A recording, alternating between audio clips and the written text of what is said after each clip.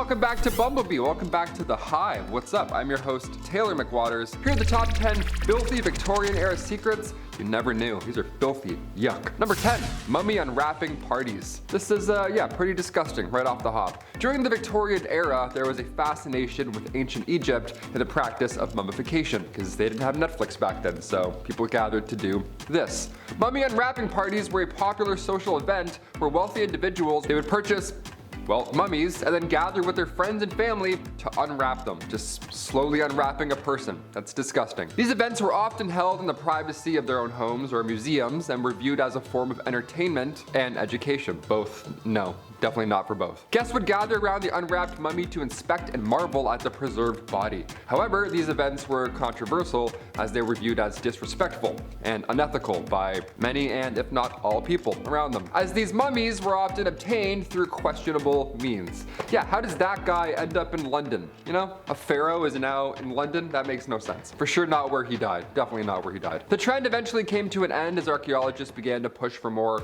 respectful treatments of ancient artifacts and real people and their remains. What kind of purge party is this? What are we doing here? Can we go home? Number 9, your skin can breathe. This, I didn't know. We were all frogs. Little did I know. During this era, there was a widespread belief among scientists, like real scientists, that human skin could breathe.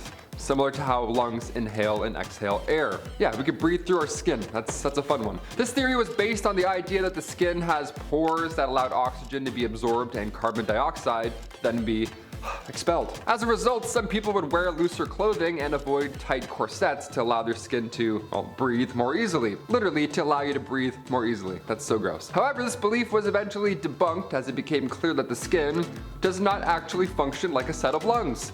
Ha! Who knew? Not me, that's for sure. Nonetheless, the idea of skin breathing persisted in popular culture and language for many years after. There were some believers that are like, no, our hands are breathing.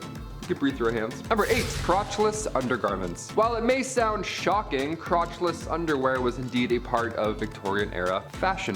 It was most common for women, however, it wasn't intended to be scandalous in any way, shape, or form. Rather, it was a practical solution to the difficulties of wearing heavy petticoats and, corsets while still needing to use the restroom. Gotta undo a lot of stuff. At first, you're like, this doesn't sound very good. Yeah, it makes quite practical, I guess, if you all have to wear 9 duvets as a dress. It's pretty practical. Though it may seem strange to modern sensibilities, crotchless underwear was a functional and necessary aspect of Victorian fashion. But it was also hiding a little secret. Number 7, hair. Hair everywhere. Yeah, legs, body, you couldn't see anything, so you didn't have to shave anything, right? That's it, problem solved. During the Victorian era, it was not common for women to shave their legs or their bodies at all. This hadn't been invented yet. I don't know. The concept of hair removal was considered inappropriate, actually, and it was considered to be associated with the lower class. Yeah, so keep it thick. Women's clothing at all time was designed to cover most and all of their bodies, which meant that their hair was usually not visible. Nice. Moreover, using razors or other hair removal methods was also considered too bold or even unhealthy back in this era. See these creams back in the Victorian era, they were quite unsanitary. It was one thing putting it on your face, but removing hair in tender other areas, that of course could lead to infections or other health problems. It wasn't until the 20th century that hair removal became more accepted and even popular, especially with the rise of shorter hemlines and more revealing clothing. Yeah, we'll shave it up a little bit, sure, why not? Number 6, lice everywhere. Lots of hair, therefore lots of lice. They go hand in hand. Sadly. During the Victorian era, lice were a significant problem due to poor hygiene and living conditions. Lice infestations were common among both the rich and the poor, so there's no getting away from this one. Many people suffered from itching, rashes, and infections caused by these little nasty parasites. Families had to use various remedies such as vinegar and kerosene in any attempt just to try and kill these little suckers. Some people needed special combs to remove lice and their eggs, gonna throw up, from their hair. Now, despite efforts to control the eggs and the lice problem in their scalp, the problem persisted throughout the Victorian era. It was tough, right? It wasn't until the early 20th century with the, improved hygiene practices and the development of insecticide that lice infestations became less common. Yeah, we missed that. We were almost buggy in our hair. Close. Number 5.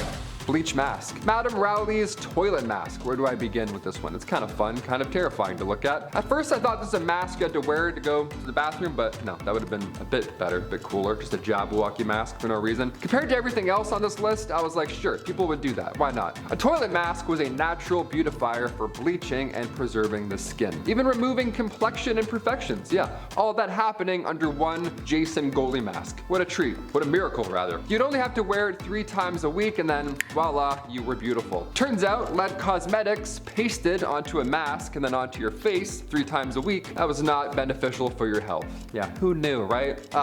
Smelled so healthy. We didn't end up looking younger, we ended up poisoning our faces, all in the name of beauty. But just wait, it gets worse. Number 4. Toilet troubles. The bathroom. Another dangerous reason why we can't use it. Victorian era was unsanitary, to say the least, but it was also dangerous in ways that you wouldn't expect. One of the greatest Victorian inventions was the bathroom, but it took a few tries to figure out the whole methane gas problem. Spontaneous combustion of the bathroom was weirdly common, and now I have a new fear. Flammable gases like methane and hydrogen sulfide, they would build up over time in and around human waste. Human waste would build up over sewers and eventually would back up into your homes in that era. So next thing you knew, you're lighting a candle and, well, your bathroom and your entire life is gone, just like that. And you didn't even get to go to the bathroom. That's it. It's the worst part. Number 3, hot, dry summers. In the summer of 1858, London was hit by a severe heat wave, causing the Thames River to dry up and then release a strong odor of sewage and rotting matter and feces. Anything that's in that water is now just sitting out and about. So you can only imagine. The stench was so unbearable that it made people sick. It disrupted businesses in the area.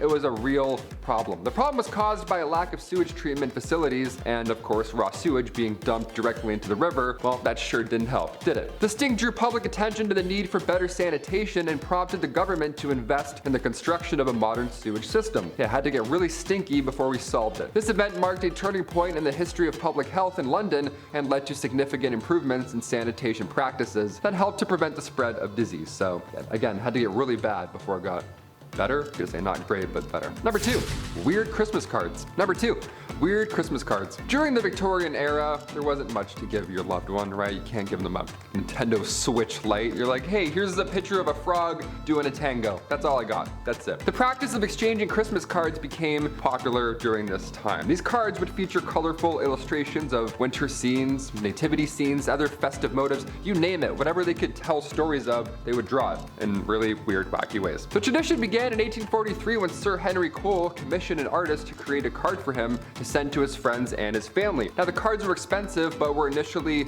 only affordable for those wealthy folk. But as printing technology improved, they became more widely available. So score. Now you get to tell your loved ones how you actually feel with a wacky guy playing a tambourine. Victorian Christmas cards often featured sentimental messages and elaborate designs, and they became an important part of the holiday season, where we get it from today. All that pressure to write a little something something comes from that era. Today, vintage Victorian Christmas cards are highly collectible and are appreciated for their beautiful artwork. Beautiful, I guess, art is subjective. And its historical significance is rather amazing. I don't know. If you have one of these, don't throw them out. Don't make fun of them. Just frame it and then sell it for $1 million in like 10 years. There you go. And finally, number 1, beauty patches. In the Victorian era, beauty patches were a popular trend among women of high society. They were these small black patches that were applied to the face as a way to accentuate certain features and draw attention to the wearer, the pale Victorian complexion. The patches were made of silk or velvet and were often cut into fun shapes like hearts, stars, or crescent moons, right? It's like the scene kids back then. They're like,